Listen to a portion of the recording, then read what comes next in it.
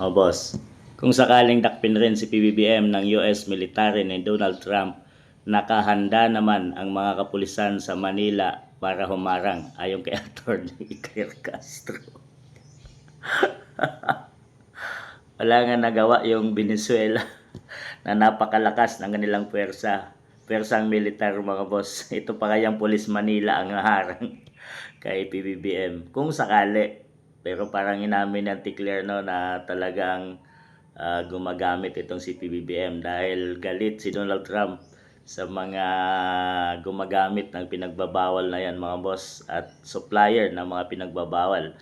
Kaya naman niya tinugis itong si Venezuela President Maduro mga boss. Pero nakakatawa ito si Auntie Claire. Police Manila ang haharang dito sa palasyo, dito sa Malacanang para kay PBBM.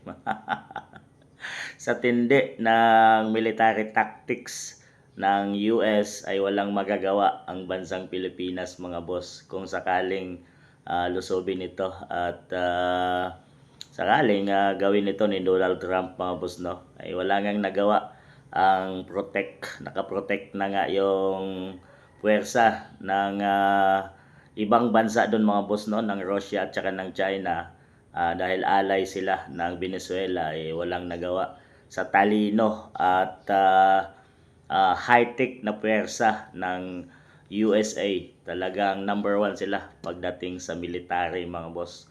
Sa kanilang mga tactics na ginawa ay talagang walang nagawa ang radar ng Venezuela. Talagang napasok nila kahit nakatago pa ang president doon sa pinaka-safe na kwarto ay talagang in just a minute, 46 minutes ay nakuha na nila at nadala na sa New York ang presidente ng Venezuela. Ganon kalupit ang USA. Pero kung sakali mo lang mga boss si PBBM ang targetin ay simple lang nakunin yan sa Malacanang.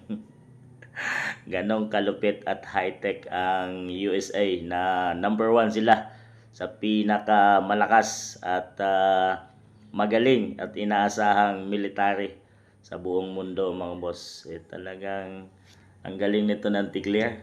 Pulis Manila, kapulisan sa Manila ang ihaharang.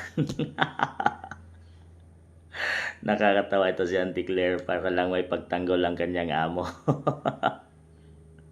Parang sinabi niya na kung sakaling dakpin rin ni si PBBM ni Donald Trump. Parang sinabi niya mayroong tinatago din si PBBM mga boss.